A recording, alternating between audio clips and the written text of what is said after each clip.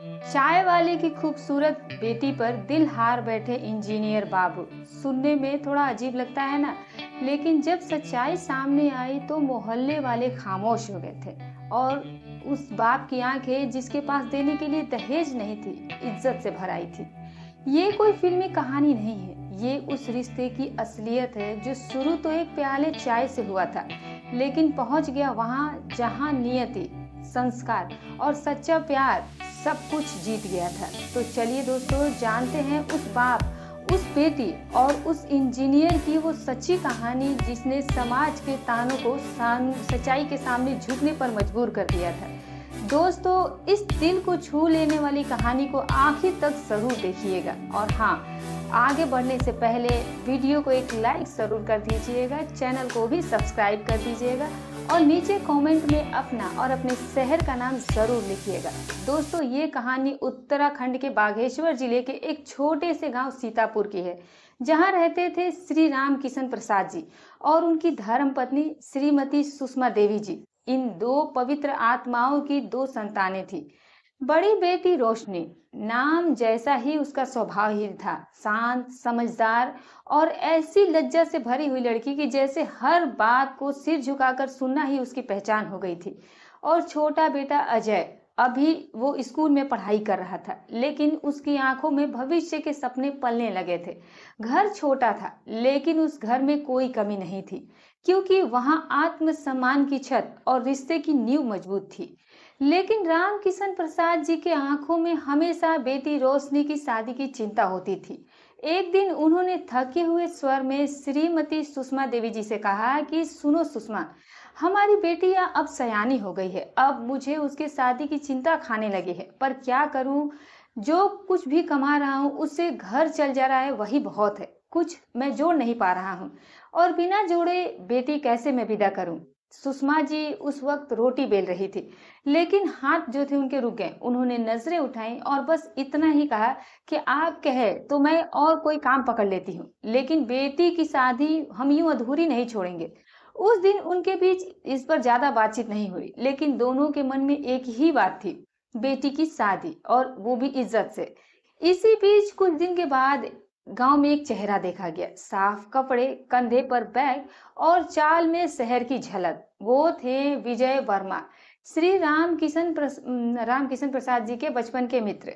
अब लुधियाना के एक बड़ी कंपनी में वो सुपरवाइजर थे। वो दोनों गांव के वो उसी टूटी चौपाल में मिले जहां कभी उन्होंने साथ में पतंग उड़ाई थी। उन्होंने गले मिले और ढेर सारी पुरानी बातें की, लेकिन जब बात हालातों तक आई तो श्री राम किशन जी की आंखें भर आई थी। वे विजय जो थे वो बोल रहे थे कि विजय, बिटिया सियानी हो गई है और मेरे पास कुछ नहीं बचा है, ना जमीन है ना बैंक बैलेंस है, बस एक सपना है कि उसका कन्यादान अपने हाथों से मैं कर सकूं, वो भी इज्जत के साथ।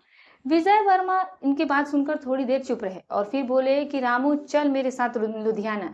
यहाँ तुझे वैसे कुछ नहीं मिलेगा, वहां मेहनत का पूरा मूल्य है, मैं तुम्हारे लिए काम ढूंढ दूंगा, सुषमा भाभी के लिए भी कुछ काम ढूंढ दूंगा, और रोशनी भी कुछ न कुछ इसी बात से सीख लेगी, सिलाई कढ़ाई। पहले तो श्री राम किशन प्रसाद जी चुप हो गए थे, लेकिन उस रात जब चूल्हा बुझ चुका था और घर जो था वो नींद में डूबा था, तब उन्होंने श्रीमती सुषमा जी से कहा कि वो कह रहा है कि शहर चलो। मैं सोच रहा हूँ कि अगर बेटी की शादी के लिए गांव छोड़ना पड़े तो चले क्या? सुषमा जी ने कुछ पल सोची और फिर सिर हिलाया। कहती है कि चलो, अगर बेटी की इज्जत गांव से बड़ी है तो हम गांव नहीं, संघर्ष छोड़ रहे हैं, हम नया रास्ता अपनाएंगे। और इस तरह एक साधारण पिता, एक साहसी माँ और एक शर्मीली बेटी और एक उम्मीदों भरा बेटा, चार जोड़ी चप्पलें, दो बोरी सामान और ढेर सारी उम्मीदें लेकर गांव सीतापुर से निकल पड़े लुधियाना की ओर। लुधियाना, जहां शहर की रफ्तार बहुत तेज थी, लेकिन श्री राम किशन प्रसाद जी का दिल अभी भी गांव की मिट्टी से ही जुड़ा हुआ था। उन्होंने कभी सपने में भी नहीं सोचा था कि उन्हें अपने जीवन की ढलान में अपनी बेटी की शादी के लिए एक नई जमीन तलाश करनी पड़ेगी। लेकिन जब बात बेटी की इज्जत की हो तो एक बाप पहाड़ भी उठा लेता है। विजय वर्मा जी ने जो वादा किया था वो उन्होंने निभाया। लुधियाना के एक औद्योगिक क्षेत्र में वो काम ढूंढने की तलाश में निकल गए थे। अब उनकी आंखों में वो नए सपने थे जो उन्होंने अपनी बेटी के लिए सोच रखे थे।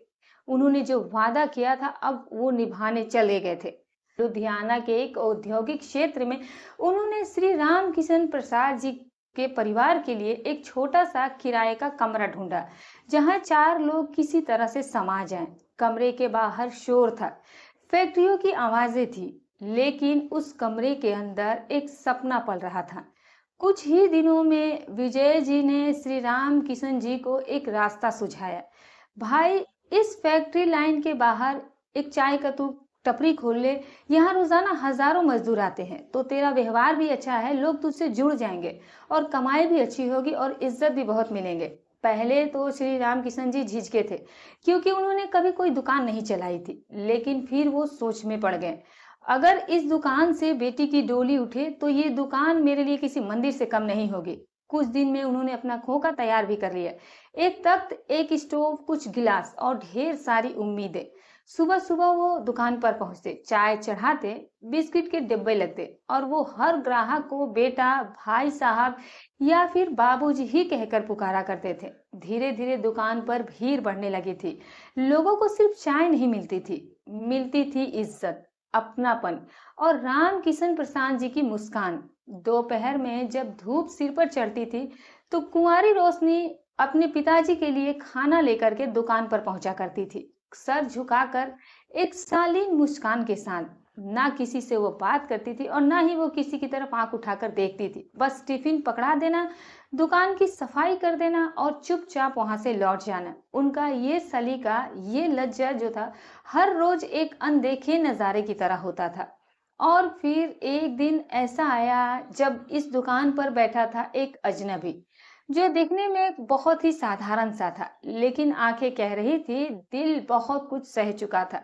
उसका नाम था अरुण मेहरा। लगभग 25 साल का वो लड़का होगा। आसपास की एक बड़ी कंपनी में वो इंजीनियर के पद पर काम करते था। उस दिन वो चाय पीने के लिए दुकान गया था, लेकिन चेहरा ऐसे जैसे कोई बहुत भारी बोझ लिए बैठा हो। श्री राम किशन प्रसाद जी ने अपनी आदत के मुताबिक मुस्कुराते हुए पूछा कि बेटा, सब ठीक तो है ना? तुम बहुत थके हुए लग रहे हो। अरुण ने सिर उठाया, लेकिन आंखें उसकी झुकी हुई थी। उसने कहा, कुछ नहीं अंकल जी, बस यूं ही थोड़ा सा मन उलझा हुआ है। राम किशन जी ने बात आगे नहीं बढ़ाई, बस चाय का कप उन्हें आगे बढ़ा दिया। लो बेटा, इसे पीकर थोड़ी सी राहत तुम्हें जरूर मिलेगी। बहुत कुछ कहे भी ये सब सुन लेती है। अरुण ने मुस्कुराकर चाय की प्याली ली और चला गया। लेकिन अगले दिन वो फिर आया। फिर उसके बाद वो रोज चाय कम पीता और श्री राम किशन जी की आंखों में सुकून ज्यादा ढूंढा करता था। अब धीरे धीरे बातचीत जो थी वो शुरू हो गई थी, कामकाज, मौसम, राजनीति, गाड़ी मोटर, सभी चीजों पर। फिर एक दिन जब रोशनी टिफिन लेकर जब दुकान पर पहुंचती है और हमेशा ही की तरह सिर झुकाकर पिताजी को खाना थमाकर वो दुकान के कोने में सफाई करने लग जाती है। उसी वक्त अरुण भी वहीं बैठा था और पहली बार उसकी नजर उस लड़की पर टिकी थी। न फैशन, न दिखावा, बस सादगी, शराफत और संस्कारों की तस्वीर। अरुण उस दिन कुछ भी नहीं बोला था, लेकिन वो लड़की उसकी जहन में बस गई थी। कभी कभी इंसान मुस्कुराता बहुत है, पर दिल में ऐसा सन्नाटा होता है कि अगर किसी ने हल्का सा छू भी लिया तो बरसों की टूटी हुई आवाजें भी बाहर निकल आती हैं। अरुण मेहरा हर रोज उसी चाय की दुकान पर आता था, श्री राम किशन प्रसाद जी की बनाई चाय पीता था और रोशनी की उस सादगी को बस वो चुपचाप से देखा करता था। उसके देखने में कोई हवस नहीं थी, कोई लालच नहीं थी, बल्कि एक ऐसी कद्र थी जो शायद सिर्फ वही इंसान कर सकता है जिसने एक बार अपना सब कुछ खो दिया हो। एक दिन जब दुकान पर ज्यादा भीड़ नहीं थी तो श्री राम किशन जी ने धीरे से पूछ लिया कि बेटा अरुण, एक बात पूछूं? तुम बहुत शरीफ लड़के हो, अच्छी नौकरी भी करते हो, पर आंखों में अक्सर तुम्हारी उदासी क्यों दिखती है? क्या बात है बेटा? अरुण जो था वो चुप रहा, बहुत देर तक वो चुप रहा। फिर जब वो बोला तो उसकी आवाज में जैसे 6 महीने से जमा हुआ तूफान निकल पड़ा था। अंकल जी, मेरा नाम अरुण है, मेरी शादी हो चुकी थी, 1 साल भी हमारा रिश्ता नहीं चला। राम किशन जी चौंक गए, पर कुछ भी बोले नहीं। अरुण ने आगे कहा कि वो लड़की पढ़ी लिखी थी, खूबसूरत भी थी, पर रिश्ते में सच्चाई नहीं थी। उसका किसी और के साथ रिश्ता चल रहा था, फोन पर बातें, झूठ पर झूठ, और जब मैंने उससे सवाल किया तो जवाब भी मुझे नहीं मिला, बल्कि मुझे धमकी मिली। मुझे समझने के बजाय उसने मुझे ही गलत ठहरा दिया। और एक दिन जब मैं ऑफिस जा रहा था, तब 4 गुंडों ने मेरा रास्ता रोक लिया। मेरी बीवी ने उसे भेजा था, उन गुंडों को। उनसे बच करके मैं निकला, पर उस दिन मैं सब कुछ टूट गया था। अरुण की आंखें अब नम हो गई थी ये कहानी सुनाते हुए। तलाक ले लिया मैंने उससे अंकल। अब घर में सिर्फ माँ ही थी। उन्हें सब कुछ मैंने बता दिया था। वो बहुत टूटी। हर दिन वो कहती थी कि अरुण, तुम फिर से शादी कर लो, जिंदगी बहुत लंबी है, अकेले मत गुजारो। मैं टालता रहा और 6 महीने पहले ही मेरी माँ भी गुजर गई। चाय के प्याले अब ठंडे हो चुके थे, लेकिन उस वक्त वहां सिर्फ एक ही गर्म चीज थी, अरुण का दर्द। राम किशन जी ने उसकी पीठ थपथपाई। बेटा, हर इंसान एक जैसा नहीं होता।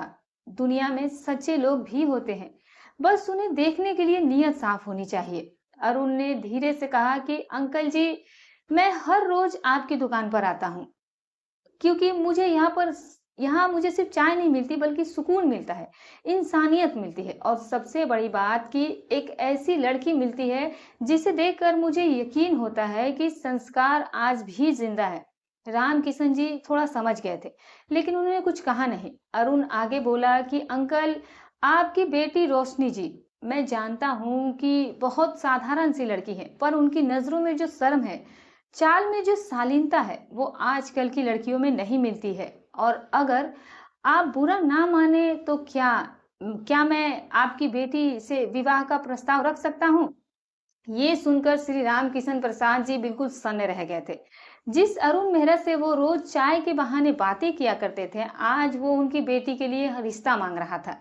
उस चाय की दुकान पर कुछ पल ऐसे बीते जिनमें वक्त जैसे थम सा गया हो, और श्री राम किशन प्रसाद जी की आंखों में पलकों से भारी सवाल उतर आए थे। एक इंजीनियर लड़का जो कि लाखों रुपए कमाता है, जो पढ़ा लिखा है, जो समझदार है, वो कह रहा है कि आपकी बेटी मुझे जीवन साथी के रूप में स्वीकार हो। इससे बड़ा सौभाग्य और भला क्या हो सकता है? पर यही बात राम किशन जी के अंदर भूचाल ले आई थी। वो हाथ जोड़ते हुए बोले कि बेटा अरुण, तेरा दिल साफ है, नीयत में खोट नहीं है, पर हम लोग छोटे हैं, गरीब लोग हैं, तेरे बराबर नहीं हैं। हमारे घर में दहेज नहीं मिलेगा तुझे, बड़े गहने नहीं मिलेंगे तुझे, और ये समाज वो कहेगा कि चाय वाली की बेटी ने पढ़े लिखे लड़के को फंसा लिया। अरुण मुस्कुराया था, लेकिन उसकी मुस्कान में करुणा थी। उसने कहा कि अंकल जी, ये समाज तो मेरे साथ भी खड़ा नहीं था। जब मेरी बीवी ने मुझे धोखा दिया था, तब तो किसी ने साथ नहीं दिया था। आज अगर मैं किसी को जिम्मेदारी मानकर किसी को अपनाना चाहता हूँ, तो कम से कम समाज का मुंह तो नहीं देखूंगा। श्री राम किशन जी की आंखें भीग आई थी, लेकिन उन्होंने फिर कहा कि बेटा, तू कहता है कि तू मेरी बेटी को इज्जत देगा, तो पहले मैं उसकी राय लेना चाहूंगा। हमारे यहाँ माँ बाप ही फैसला करते हैं, पर तू कह रहा है कि बेटी से पूछो, तो यही सही है। अरुण ने झुककर प्रणाम किया था। धन्यवाद अंकल जी, आपका इतना कहना ही मेरे लिए बहुत है। शाम को दुकान बंद करके श्री राम किशन प्रसाद जी घर लौटे थे। श्रीमती सुषमा देवी जी चूल्हे पर रोटियां सेक रही थी। अजय को किताबों में सर झुकाए देख और रोशनी को चुपचाप माँ की मदद करते हुए देखकर राम किशन जी की आंखें जो थी एक बार फिर से डबडबा गई थी। सुषमा जी ने पूछा कि क्या हुआ जी, सब ठीक तो है ना? राम किशन जी ने धीमे स्वर में कहा कि आज अरुण ने मेरे दुकान पर एक ऐसी बात कही जो मेरे पैरों तले से जमीन खिसका गई थी। फिर उन्होंने पूरी बात बताई, अरुण का अतीत, उसकी टूटी हुई शादी, उसकी माँ की मौत, और फिर कैसे उसने रोशनी की सादगी को देखकर एक नया सपना देखा है। सुषमा जी भी चौंक गई थी। कौन? वो लड़का जो रोज चाय पीने आता है? हाँ, वही लड़का, राम किशन जी बोले, और वो चाहता है कि हम अपनी बेटी की शादी उससे कर दें। सुषमा जी कुछ पल के लिए चुप सी हो गई थी। उन्होंने फिर कहा कि बुरा तो इसमें कुछ नहीं है, लड़का तो अच्छा ही है, शरीफ भी है, पर क्या हमने कभी सोचा था कि कोई पढ़ा लिखा लड़का हमारे दरवाजे पर रिश्ता मांगने आएगा? फिर एक गहरी सांस लेकर बोलती हैं कि लेकिन उससे भी ज्यादा जरूरी है रोशनी से पूछना। ये बात कहकर उन्होंने पहली बार अपनी बेटी को अपने पास बुलाया। रोशनी उनके पास गई। हाथ में उसके आटा लगा हुआ था, सिर झुका हुआ था। हाँ माँ, सुषमा जी ने पल्लू से हाथ पोंछते हुए कहा कि बेटी, तुझसे एक जरूरी बात करनी है। तू जानती है अरुण जो रोज दुकान पर आया करता है वो चाहता है कि वो तुझे अपना जीवन साथी बनाए। रोशनी एक पल को स्थिर सी हो गई थी। उसने नजरें उठाई, श्री राम किशन प्रसाद जी की आंखों में देखा। फिर वो कुछ बोली नहीं। राम किशन जी ने कहा कि बेटी, हमने कभी तुझ पर कोई दबाव नहीं डाला, आज भी तुझ पर दबाव नहीं डालेंगे। तेरा जवाब जो भी होगा हम वही करेंगे। रोशनी ने धीरे से सिर झुका लिया था और बस इतना उसने कहा कि अगर वो इंसान है जिसने मेरी आंखों में कभी आंख डालकर नहीं देखा और फिर भी वो मुझे समझने लगा तो शायद वही सही इंसान है मेरे लिए। इतना कहकर वो रसोई में लौट गई थी और रोटियों की महक के बीच एक पिता को उसकी एक सबसे बड़ी चिंता का जवाब मिल गया था। अगली सुबह श्री राम किशन प्रसाद जी फिर दुकान पर पहुंचते हैं, चाय का भगोना चढ़ाते हैं। लेकिन आज उनके हाथ कांप रहे थे क्योंकि आज उन्हें एक ऐसा निर्णय लेना था जिससे सिर्फ अरुण का ही नहीं बल्कि उनकी बेटी का पूरा भविष्य भी जुड़ा हुआ था। थोड़ी ही देर में अरुण मेहरा दुकान पर पहुंच जाता है। आज उसकी आंखों में उत्सुकता थी लेकिन चेहरे पर वही पुरानी विनम्रता थी। वो कुछ बोले इससे पहले ही श्री राम किशन जी ने कहा कि बेटा, हमने बात कर ली है और हमारी बेटी ने हाँ भी कह दी है। अरुण कुछ उस पल कुछ बोल ही नहीं पाया। फिर उसके होंठ कांपे। उसने कहा कि thank you uncle, thank you मुझे इतना सम्मान देने के लिए। मैं वादा करता हूँ कि मैं आपकी बेटी को सिर्फ पत्नी नहीं बल्कि आपकी इज्जत समझकर जिंदगी भर उसके साथ निभाऊंगा। श्री राम किशन जी की आंखों से आंसू निकल पड़े थे लेकिन उन्होंने कुछ कहा नहीं। बस अपने पुराने रजिस्टर से एक पुरानी पेन निकालकर कहा कि अब चलो रिश्ता तय मानकर बाकी की तैयारियां की शुरुआत करते हैं। शादी की तारीख निकाली गई और फिर सब कुछ वैसे ही होने लगा जैसे किसी आम घर में होता है। बस फर्क इसमें इतना था कि इस बार दहेज नहीं दिया जा रहा था। इस शादी में इतना फर्क रखा गया था कि बिना दहेज के ही रोशनी की शादी एक ऐसे लड़के से हो रही थी जो उसकी जिंदगी खुशियों से भरने वाला था, जो उसके साथ हमेशा जीवन भर साथ निभाना चाहता था। तो दोस्तों, इस तरह से ये जो शादी थी अब संपन्न होने वाली थी। इस शादी में सिर्फ भावना थी। कुछ लोगों ने इस शादी को लेकर तंज भी कसे कि अरे, चाय वाली की बेटी के साथ शादी करेगा इंजीनियर, कहीं इसने फंसा तो नहीं लिया। श्रीमती सुषमा जी ने वो सब कुछ सुना, पर जब उन्होंने अरुण को एक दिन दुकान पर झाड़ू लगाते हुए देखा तो वो समझ गई थी कि इंसान अगर बड़ा होता है तो उसका सिर हमेशा नीचे झुका हुआ होता है, दूसरों को ऊपर रखने के लिए। फिर आया वो दिन जिस दिन रोशनी ने एक बेहद सादे लाल जोड़े में पिता का आशीर्वाद लिया और एक पुरानी जीप से अरुण के घर के लिए रवाना हो गई। किसी ने बैंड नहीं बजाया, ना ही कोई घोड़ी चढ़ी। लेकिन जब श्री राम किशन प्रसाद जी ने अपनी बेटी का हाथ अरुण के हाथ में दिया तो उनकी आंखों में बस एक ही बात थी कि आज मेरी बेटी ने शादी नहीं की, आज मेरी मेहनत ने सम्मान पाया है।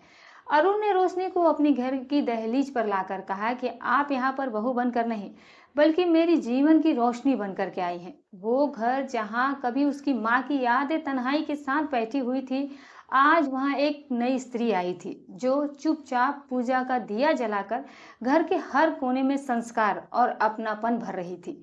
समय बीता और कुछ महीनों के बाद जब अरुण ने श्री राम किशन जी और श्रीमती सुषमा देवी जी को एक छोटा सा घर खरीदकर गिफ्ट दिया था तो उन्होंने हाथ जोड़ लिए थे।